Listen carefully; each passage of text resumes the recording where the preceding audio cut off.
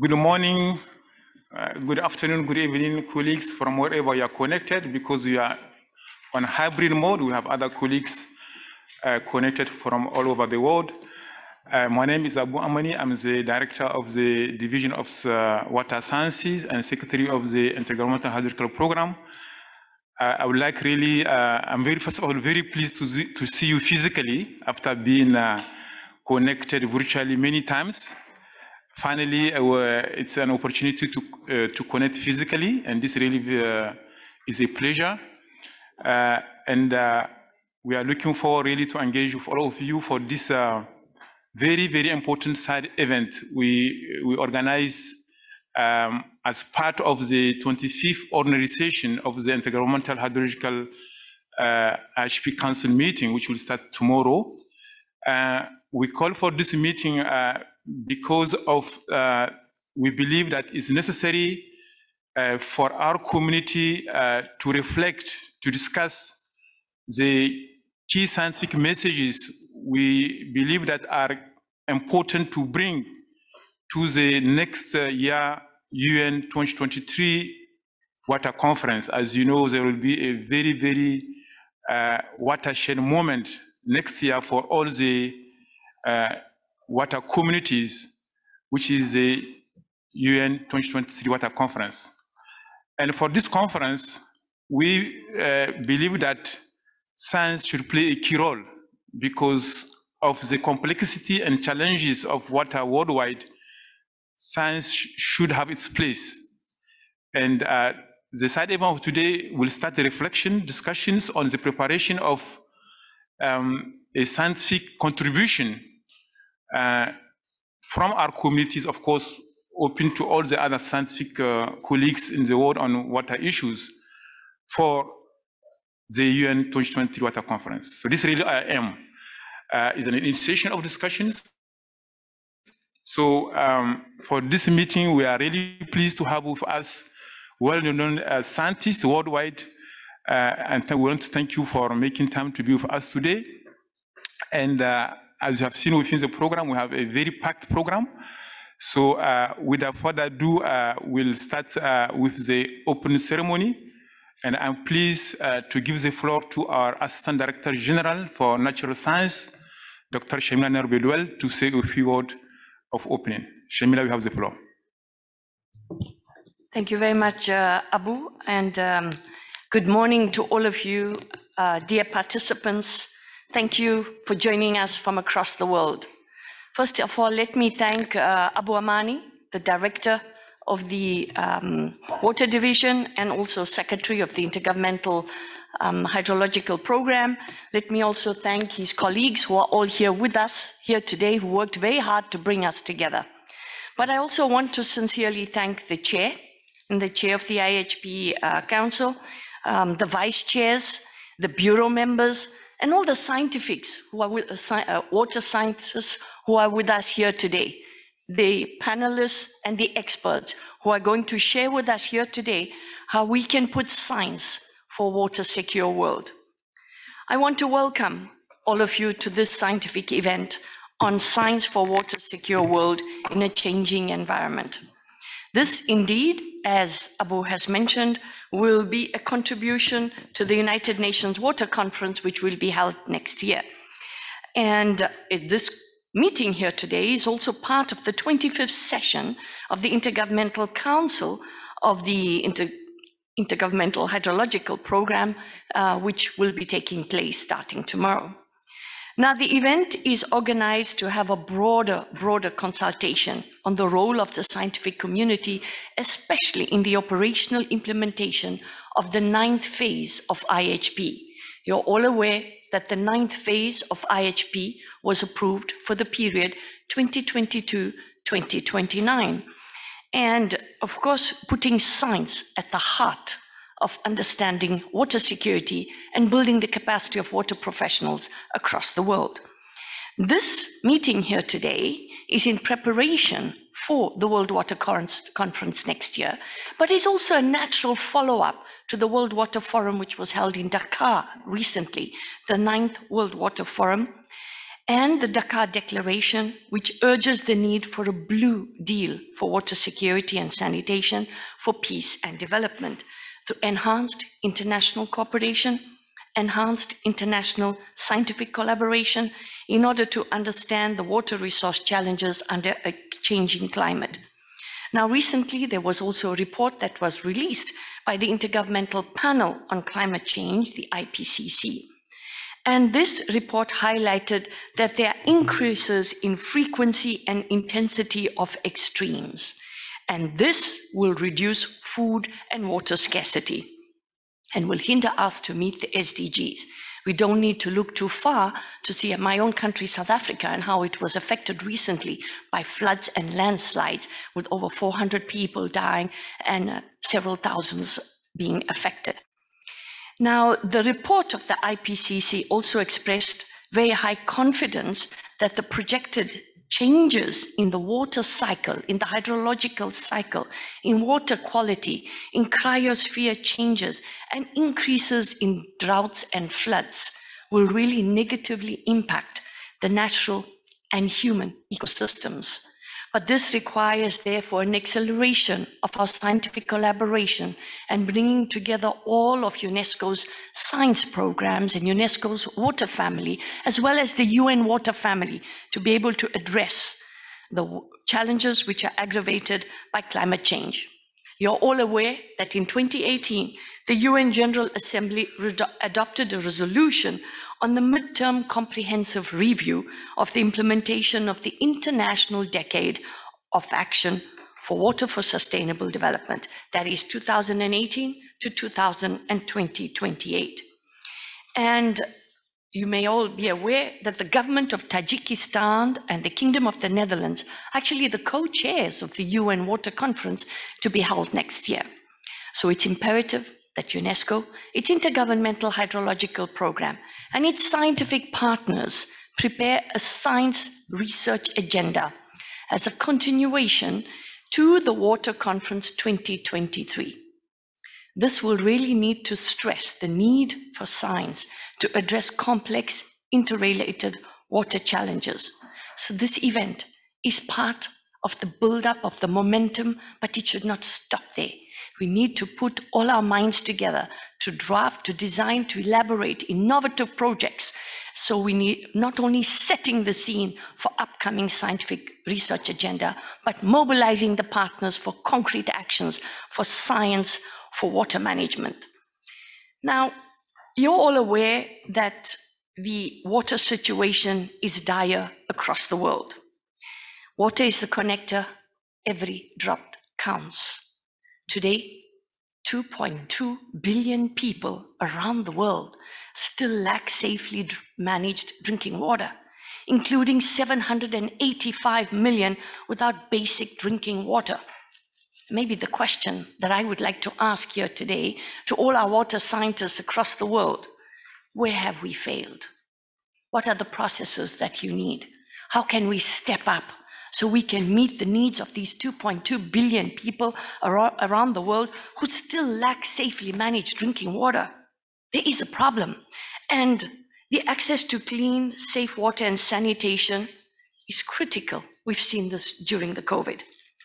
And it is the first defense in controlling the spread of the pandemic and other pandemics. But this current pandemic is yet another proof that the scarcity of water supply and sanitation brings high risks to sustainable development and jeopardizes the well-being, safety, security of all, and especially the most vulnerable communities, women. So this call here among all of us is a call to action. And it is in that spirit that the United Nations Secretary General launched the SDGs 6 Global Accelerator Framework. This accelerator framework is an attempt to bring together all of the UN family in one comprehensive approach to meeting the water challenges of the world, and bringing on board all the comparative advantages of all of the UN water family, the 32 UN water agencies, but especially UNESCO. And UNESCO has been mandated to co-lead with UNDESA one of the activities under the accelerator framework. And this is called the Capacity Development Index. This will be critical. How can UNESCO mobilize all of its water family, the over 36 chairs, the 169 IHP committees, but also all of its thousands of resources, the world network of information systems? How can UNESCO mobilize all of these Category 2 centers, the IHP committees, and the water family with your support to meet these needs so that UNESCO and UNDESA will ensure that capacity development is provided to countries and water professionals are mandated to deliver on the programs at national level? We need to build the capacity of the IHP committees at national level so that they have access to the latest scientific and technological information. Now, what can the IHP program offer? Well, the IHP program is a unique program among the UN system because it mobilizes international scientific cooperation to improve the knowledge and innovation to address water security challenges. But it also strengthens the science policy interface to reach water security at local, national, and regional level. And it can facilitate education and capacity development to enhance integrated water resource management. And hence we are mandated to co-lead one of the very important initiatives under the SDG 6, which is called capacity development. Now, dear participants and dear colleagues, besides the capacity development initiative, under the IHP-IX, we have an important program to co-develop together, which is the water education indicator. We cannot promote a water education indicator without your support. We need to understand at every level the role of water scientists, water professionals, and engineers, and the gaps, and meet those gaps. Only then we can address the water education indicator from a holistic point of view, so that every country can access science, technology, innovation, and build the capacity of water scientists at national level to improve the quality, quantity, to meet the water challenges at national level. Now, this year, the World Water Development Report was launched in Dakar with the theme of groundwater, making the invisible visible. As we are celebrating the International Year for Groundwater, let us not forget that there are so many, still billions of people across the world who cannot access this groundwater, who do not have the necessary technologies to manage the groundwater. How can we untap groundwater's tremendous potential? How can we determine how much groundwater we can extract, where and when, without over-exploiting and depleting this unusual resource? How can we avoid pollution of the solution which lies beneath our feet? Is it a remedy to the water crisis? Groundwater controls our ecosystems and gives us the life that we need on Earth. We celebrated on Friday International Earth Day. How can we celebrate International Earth Day, International Biodiversity Day, without looking at groundwater resources? So here there is an appeal to all of you that we need to protect the land and the ecosystems, and we need to avoid groundwater pollution. We must ensure that groundwater is distributed equitably and equally among countries, because groundwater accounts for 99% of all liquid fresh water on Earth. And yet this natural resource is consequently undervalued, mismanaged, abused, and even not known. So we need to promote access to technologies in groundwater.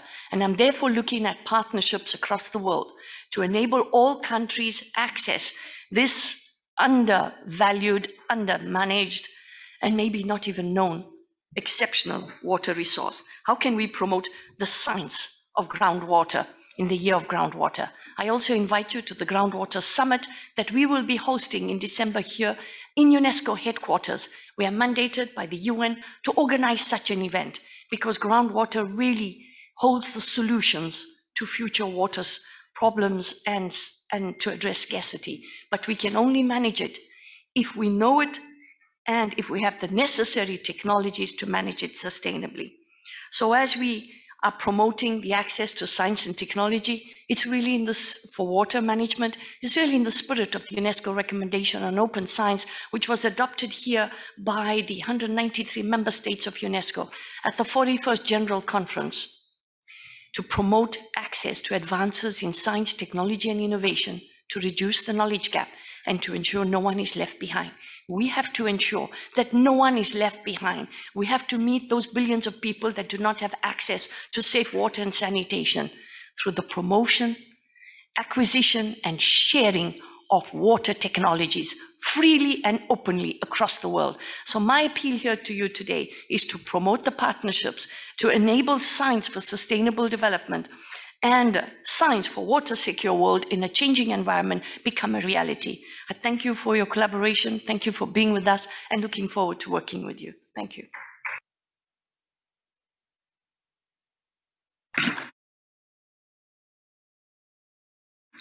Thank you very much, ADG, for this very inspiring and also passionate words, and really highlighting the critical importance of science capacity development for really addressing in a meaningful way the complex challenges we have been facing on water, and also for the call of partnership, because whatever we are doing, it needs to be accessible. It has to help to solve social issues. So thank you very much. Normally we should have our chairperson of IHP Council. Unfortunately, he's coming this morning, early morning. So, but he recorded a message, so listen to his message. Please.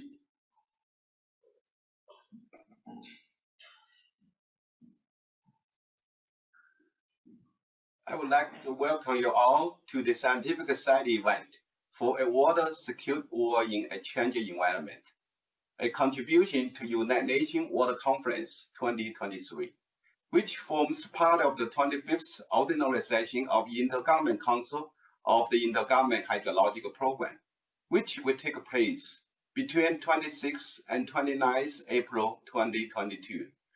As you all know, IHP is starting its ninth phase from 2022 until 2029, under the title Water for a Secured World in a Changing Environment. In this new phase, a set of 5 priority areas have been identified that include scientific research and innovation, water education in the fourth industrial revolution, including sustainability, bridging the data knowledge gap, integrate water management under conditions of global change, and water governance based on science for mitigation, adaptation, and resilience. The outputs and related key activity under those key priority areas are expected to support the member states to achieve Agenda 2030 and the Sustainable Development Goals, especially water-related SDGs and other water-related global agendas, such as Paris Agreement on climate change, Center Framework on the Disaster Risk Reduction, and the New Open Agenda. The Intergovernmental Hydrological Programme's approach to those challenges is to expand the scientific base and knowledge at all levels to understand the impacts of global change on water systems and to link scientific knowledge to policy for promoting sustainable management of water resources.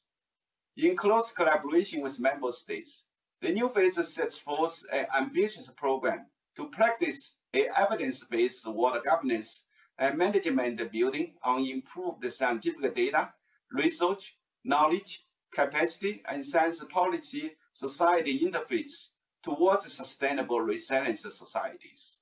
But it also focuses on water education, which embraces the present and next generation of water planners, scientists, policymakers, and practitioners, and the general public to improve the capacity development and expand the public awareness towards a sustainable water culture. Especially in the face of changing climate, policy needs to be rooted in the science, require active dialogue on how we can bring in a water science in decision-making processes to address the complex water issues facing the society today. During this side event, we will further explore each of those three aspects of the IHP-IX and identify key messages that further guide IHP implementation in the next 8 years.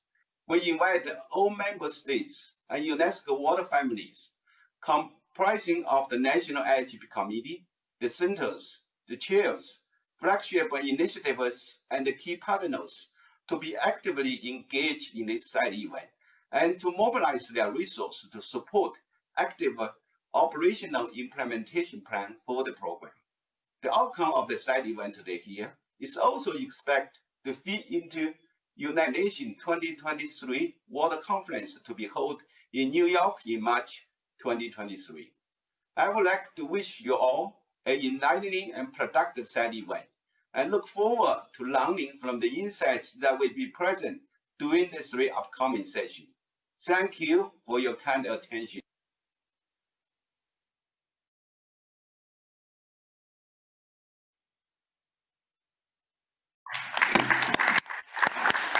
Thank you very much to our chairperson for those very, very inspiring words, also for highlighting the needs for member states to step in really for contributing for the implementation of the operational implementation plan of IHP-IX.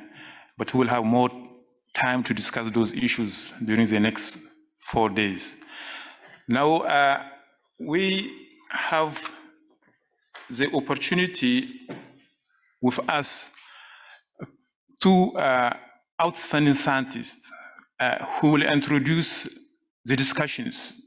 Because as you have seen, we have panels, we have 3 panel discussions. But before the panel discussion, we have 2 invited keynote presentations by 2 outstanding scientists. First, we have András Szöllősi-Nagy. As you know, András doesn't need any introduction when it comes to UNESCO, after providing outstanding leadership to the UNESCO Water Programme for more than 20 years. And now he's professor at the Department of Water and Environment and Policy. So he will provide the first keynote presentation. And then also we'll listen to Professor Taiken Oki from Japan also. So let's first give the floor to András. András, you have the floor. If you can make it in 12-15 minutes, we'll appreciate. Thank you. Well, thank you very much, Abu. I've been assigned 15 minutes, but first of all, before I go into the subject matter, let me share with you, this is an emotional moment for me. It's good to be back home again after so many years. Madam Assistant Director General, Excellencies, ladies and gentlemen, in the coming 15 minutes, I have to accomplish almost a mission impossible. In order to see how science and particularly IHP can help in solving the upcoming major water problems. With your permission, I somehow reversed the order of the title, and I would rather talk first about the challenges what we have up until 2030, and then to see and summarize where are we now with the science, what are the promising areas, and where are the areas where we need to move ahead faster. I will bring you, I don't want that, but I will bring you some bad news. Bad news number 1 is that the Sustainable Development Goals will not be reached by 2030. That includes SDG 6, that deals with water and sanitation. This situation will be reviewed next summer in June, right at midterm of the SDG implementation. 7.5 years by that time will be behind us, and we still have 7.5 years ahead of us to make the necessary changes. The other bad news is that if you ask yourself the question, which I normally ask my students to respond, what is the particular element amongst the 17 SDG goals that if you take out, the system is collapsing? Now, if the answer is not water and sanitation by the students, then tough luck. They can, they flank. Therefore, what I, oops, if it works. Perhaps I need a bit of help here. That's not moving. Oh, that's my IQ. I mean, you never know.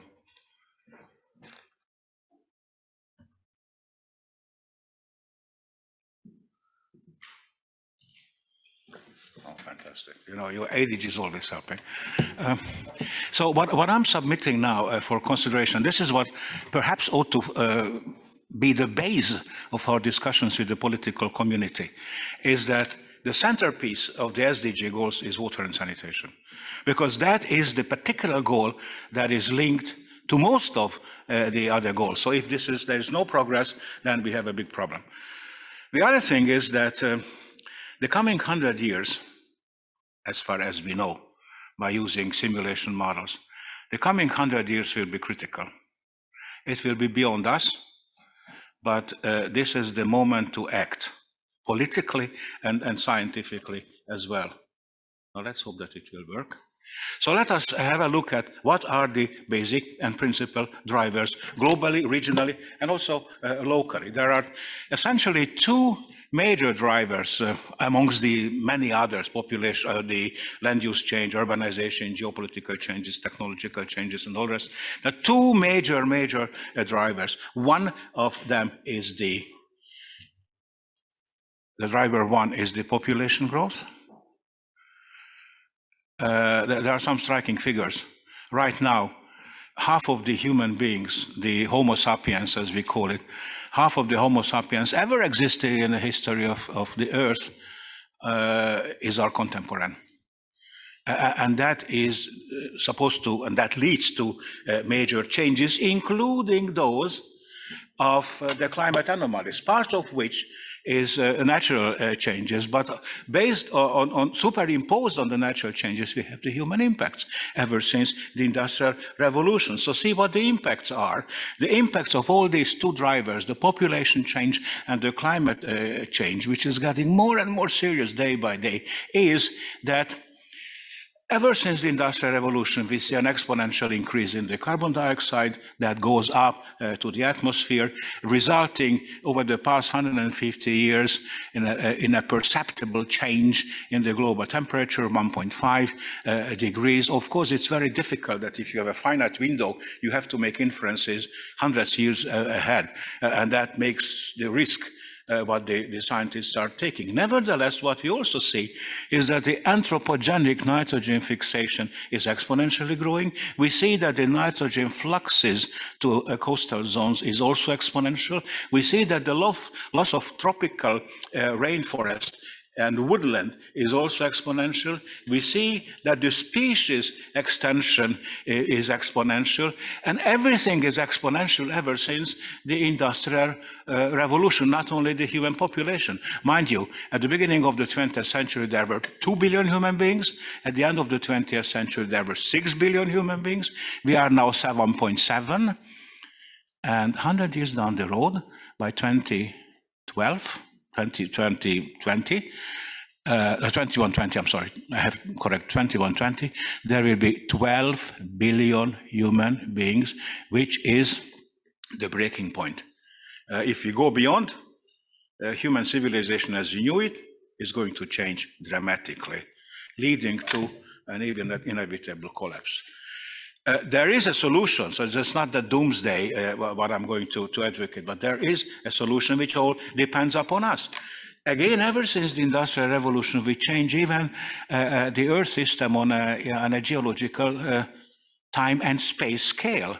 People are talking about anthropogenic times, because we have changed it so badly, going down to the to every element of the element, so much that in certain regards we are beyond the point of no return. We are beyond the tipping points. The tipping point by definition is a point. If you go beyond that, then your system is going to collapse. A very interesting study was published by Jan Rockström in Nature some 10 years back. It was really a wake-up call, where Rockström has argued that when it comes to climate, when it comes to the greenhouse gases emission to the atmosphere, we are beyond the point of no return. When it comes to loss of biodiversity, we are beyond the point of no return.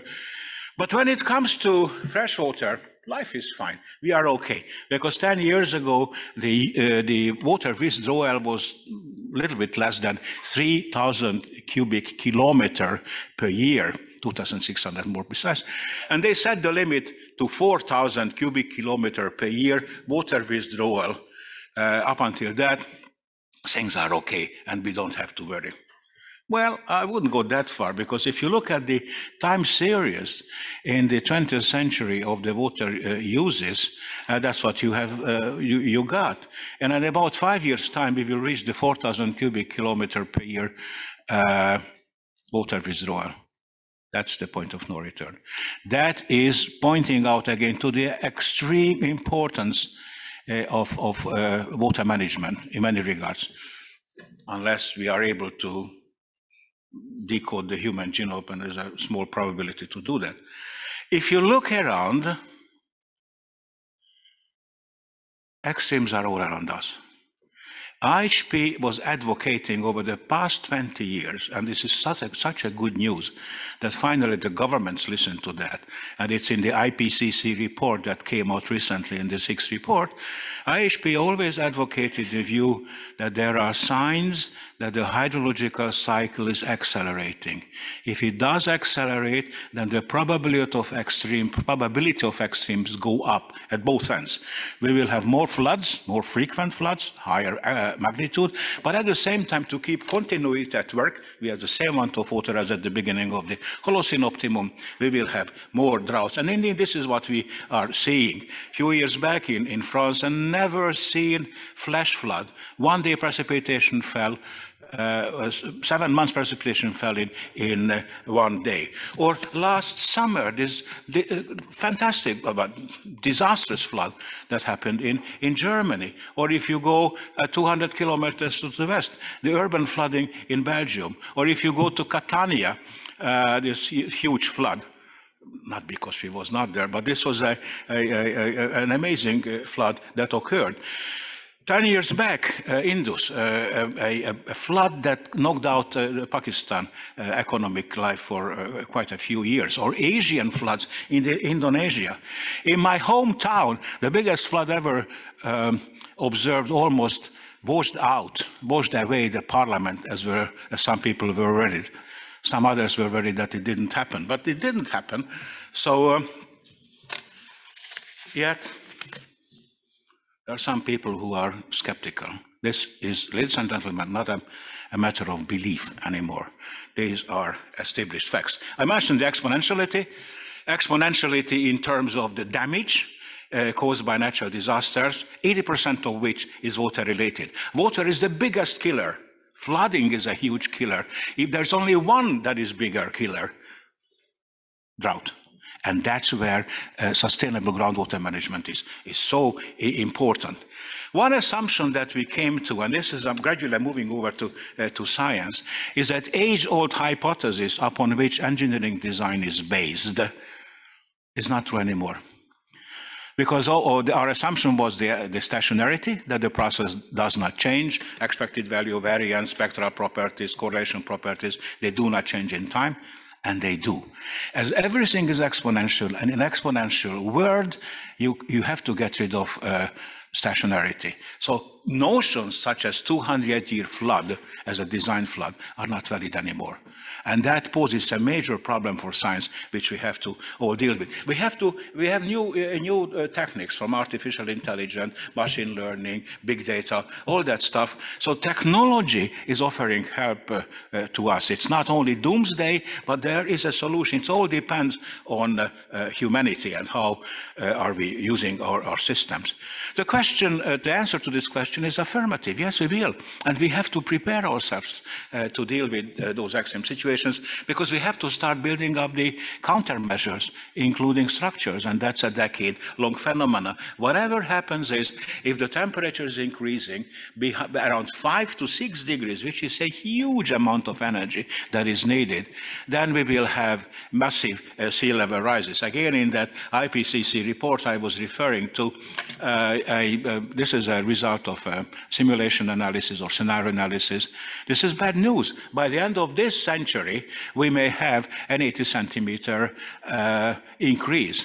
And it's not excluded that by 2300 we will have 50 meter. And imagine that in 100 kilometers band of the coastal zone, 70% of human population is living. This is a major danger. Last week I had a conference with colleagues in Maldives, and the politicians finally woke up, and those people see that this is a huge issue.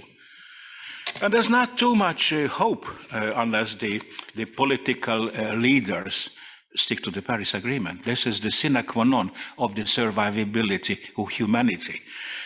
Simulation models, again, based on scenario assessment, point to the direction that even in Europe, in case of the optimistic scenario, we will have a 2 to 3 degrees increment in precipitation, in temperature, and in the pessimistic scenario, it's going to be 5 to 6 degrees, leading to an increase melting of the glaciers, of the Alps, and causing in 20 years' time major problems in water resources. So indeed, where we are now is a crisis. A crisis etymologically means this is time to decide. So this is for humanity to decide whether we continue along the path and we go towards a hot earth as a bad future, or we are able to regulate somehow by sticking to the agreements which we have achieved here in Paris. The conclusion is that climate change is all about water. 80% of the impacts of climate change are manifested through, with, and by water. So that requires adaptive water management at different timescales. Different timescales in order to increase the resilience of our systems. We got basically 2 options here. Either we go to where the water is, or we bring the water where we are. That's it. And then perhaps the linear combination of the two somehow. The adaptation options are many. And what I suggest, and this is a challenge for the science community, is to move more and more towards nature-based solutions. I recognize Professor Zalewski here, who was an early advocate of this some 25 years back when the Eco-Hydrology Programme started.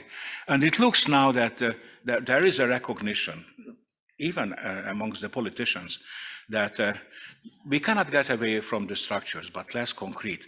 Make the forces of nature, in a positive sense, forces, work for the environment, for humanity.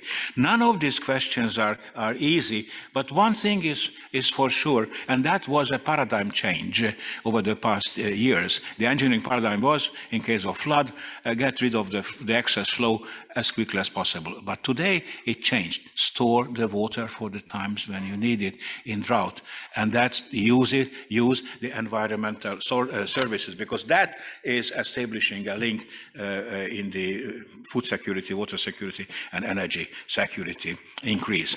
Now let's turn in the last few seconds to why we are here. And what is it what the Intergovernmental Hydrological Programme can do, which is a very unique program, as it is at the linkage of policy, or politics if you like, and science.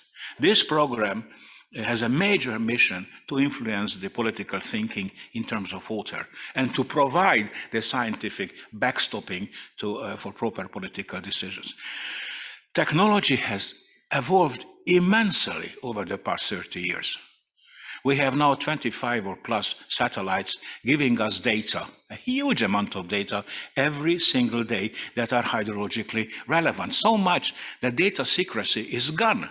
In the old days, the upper countries, the upstream countries, could basically blackmail the downstream countries by not providing data on flooding. And the downstream country recognized that the flood is coming when they were flooded. But now it's done, it's over because of the satellites. We have integrated systems, real-time systems, which are extremely precise. There's a huge amount of science behind that, because the computational barrier is not there anymore. So we can compute anything. I'm not talking about quantum level, but at our level. We can even measure the extent of groundwater bodies by observing changes in the gravitational field. And those observations are getting better and better. Integrated system from data all the way up to providing a forecast. Every single day, we have 1 exabyte hydrologically relevant data coming to the Earth. 1 exabyte is 1 billion gigabyte. That's a huge baby. Now the question is, how do you use that? What sort of technologies you can use? When I was a graduate student, our daily prayer was this: "Oh Lord, please keep the world leaner and normally distributed. Then we will be able to do everything. But other than that, nothing." And now that hypothesis, that prayer is over. We can compute anything with the computational power humanity has. For instance, some of us, the gray hairs here, when we were students, we still had these small-scale hydraulic models because the movement of water was so complicated. When I was a graduate student, we played with the unsteady flow equation, and that was a big deal. Now everybody knows how to solve it. Our students today deal with simulating the three-dimensional velocity field or the interaction between the sediment particles and water. So this is a big deal. Summary.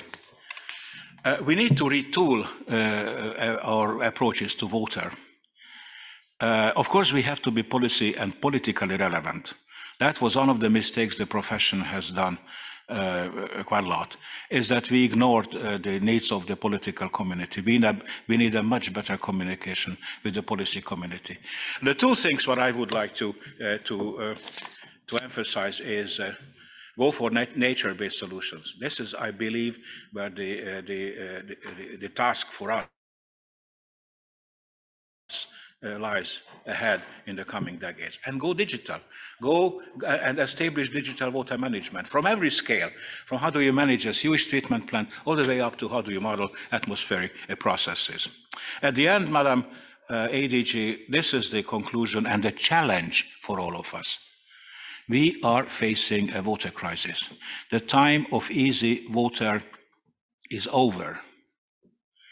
And for us, the challenge is that science is needed more than any time before. Thank you so much for your attention.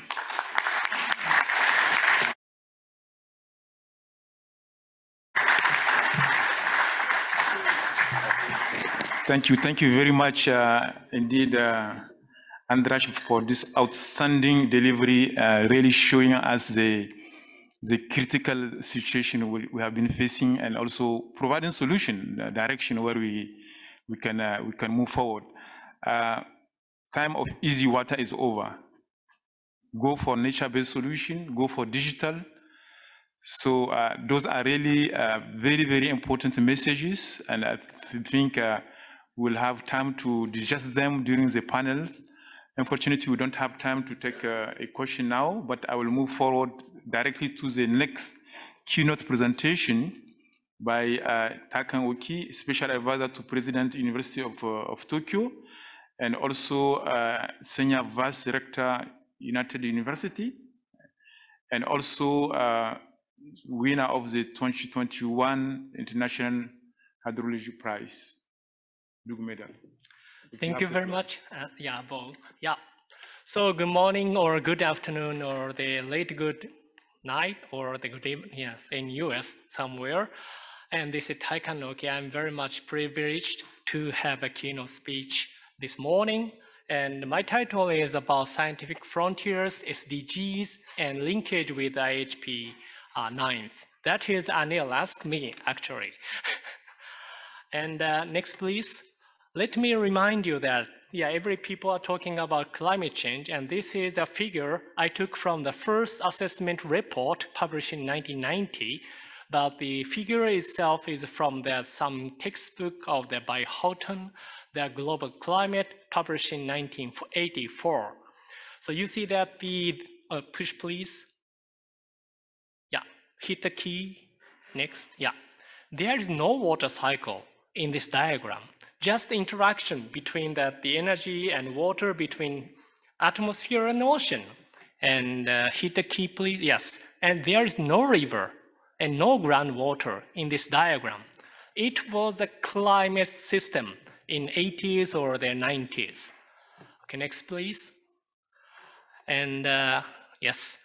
And Raphael Brass and Peter Eagleson, that the leading hydrologists in 1980s, 90s, they published a short essay on EOS, AGU's journal, a newspaper, and the title was Hydrology, the Forgotten Art Science. And they claim that hydrology has a natural place as one of the geosciences, yet in the modern science establishment, this niche is vacant. Why is this? And yes, I will not read everything, but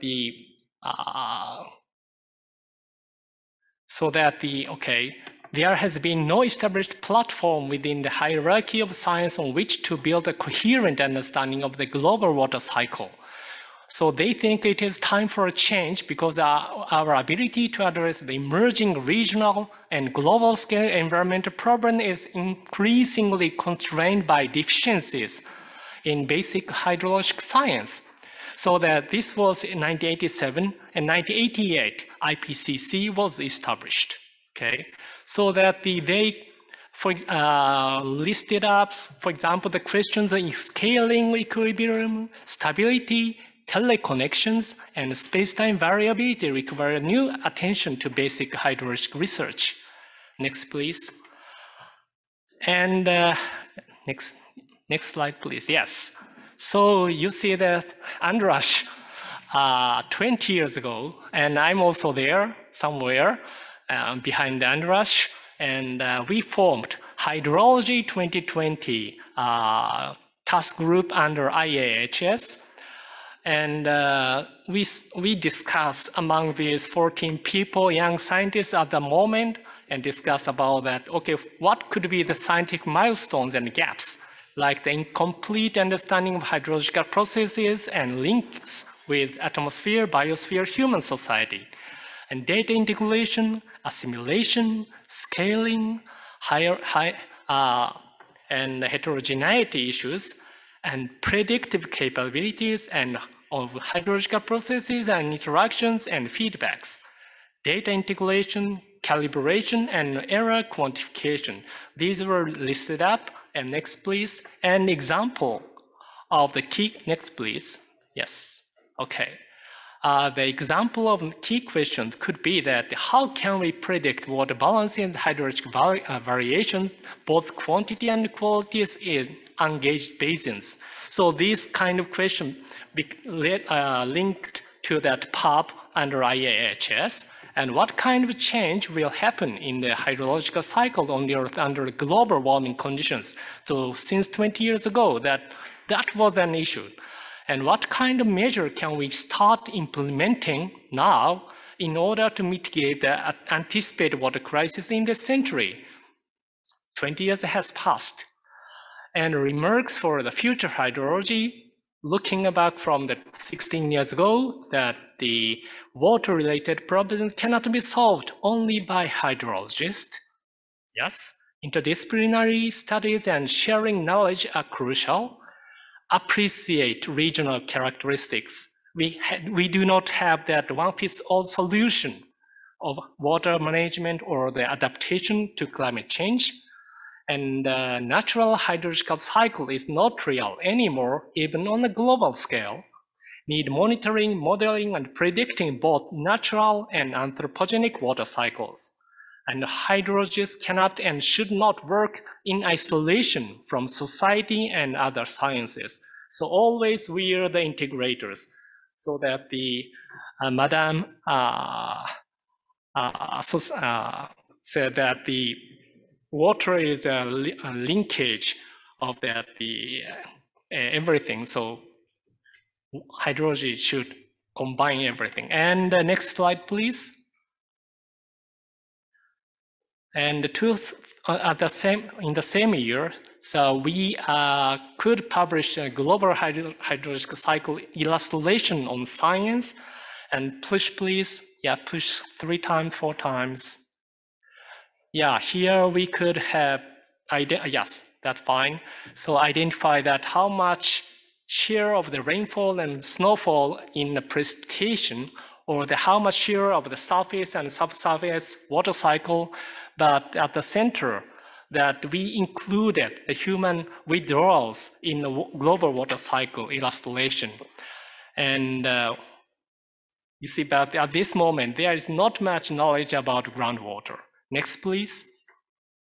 But even under the IPCC context, that now this was published in 2010, that integrated system approach for the Earth system models. So that the IPCC has 3 working groups. Working 1 is about the geophysics part, science part, what was the past change, what will be the future change. And working 2 is about adaptation and impacts of climate change and adaptation. And working 3 is about the mitigation, how to reduce greenhouse gases. And you see that water is the center of these 3 aspects: integrated assessment model, or the global climate model, or the general circulation model, and impacts adaptation and vulnerability model. Next, please. And I was impressed that András showed that there's some diagram. Next slide, please. Yes.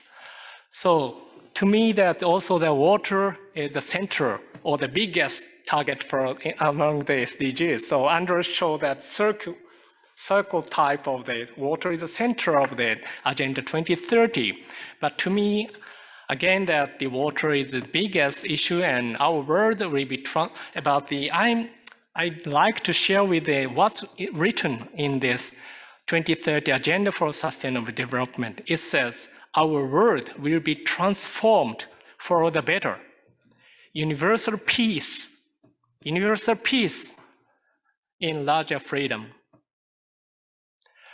Lives of all will be profoundly improved. And also, I think the very relevant and critical concept of this Agenda 2030 is sustainable development has 3 dimensions. One is human rights and human dignity, peaceful, just, and inclusive society. So the human rights and society. And second one, ensure the lasting protection of the planet and its natural resources. Water is natural resources, so the environment. And sustainable, inclusive, and sustained economic growth and decent work. So the economy is also important. Not only environment, society, human rights, and economy. These 3 aspects are consisting that the sustainable development. I think that we should not forget about that. Next, please. And last year. Yes, so this is the working 1 of the 6th assessment report, and in the chapter 8, water cycle changes. So now we have water chapter in working 1 of IPCC. It has such a diagram now, and not only the natural system, but it includes that how human activities are changing the global water cycle. So that is a perception we have now. Next one, please. And also that this February, so the working 2 of the IPCC also released their 6th assessment report, and in chapter 4, water cycle, freshwater resources, maybe that it has also such a diagram, and is dedicated for the how much water is subtracted from the groundwater, how much recharge is there, and also that for example, how much evapotranspiration benefits to the human society in the cropland. So that is the latest treatment of the climate system and the water. Next, please. Yes, and socio-hydrology can mean various studies and place the key, hit the key, yes.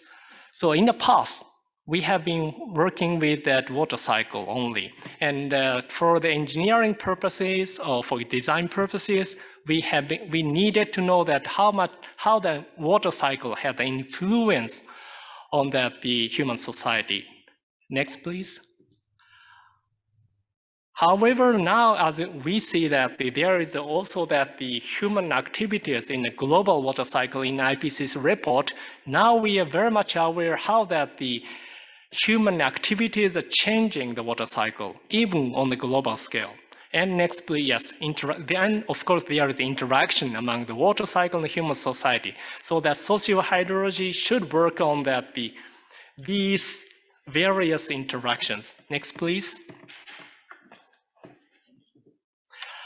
and remarks for that the IHP-IX, so that it said meeting the SDGs and other water-related international agendas. And water is the focal point of sustainable development, as András or my diagram says, so that is very reasonable and advancing water science while expanding towards transdisciplinary. And interdisciplinary or the transdisciplinary collaboration knowledge or the data sharing are essential to promote our science forward to contribute to society. And IHP-IX says, strengthening water education for sustainable present and future. And we need, the hydrology requires sound ecosystem of research community. So we need younger people to come into the field. And nobody can do hydrology alone. Nobody will argue. So we need the engineers, we need the sensing people, we need the computer IT. So all these ecosystem enables hydrologists to monitor and predict and contribute for the evidence-based policy making. And I says that closing the data knowledge gap, we cannot solve any issue we cannot sense. So we should sense something first to solve the issue. And next one, please. And it said working towards sustainable and inclusive integrated water resources management. And I think the water is a pilot. It's integrate and lead our world for the better future. And scientific support to water governance and establish science policy interface should be the key.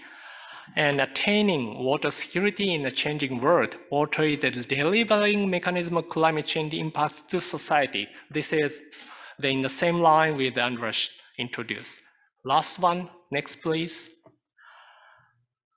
Yes, this picture was taken when the International Symposium on hydrologic cycles and their changes and IHP plan was discussed in Tokyo in 1975.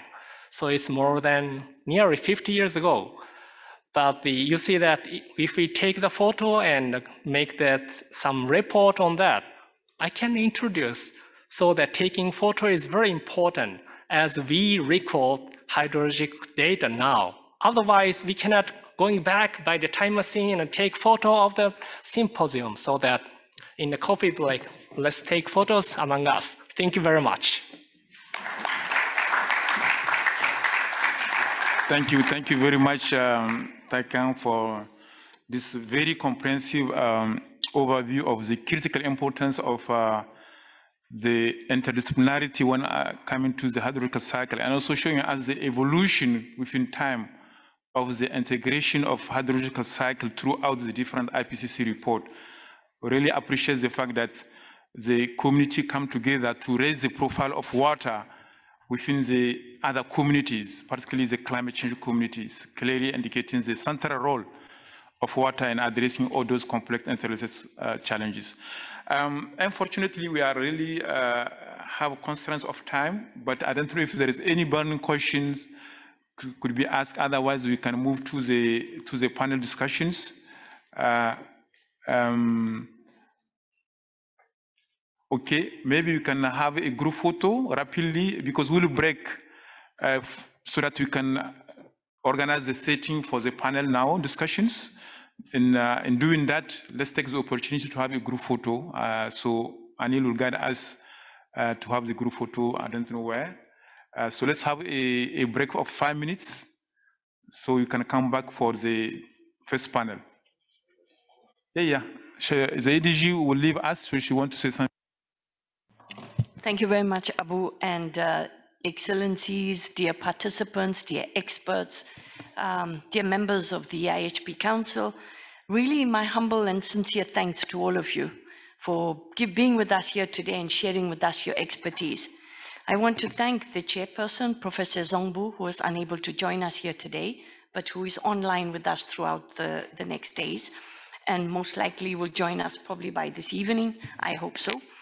I want to thank specifically our two speakers right now. Let me start with Professor Taikan Oki. Thank you very much, Professor and Special Advisor to the President and the University of Tokyo. Yes, I agree with you, we should take photos, but let's take photos also of water resources across the world and raise the profile of how these resources are going to go down.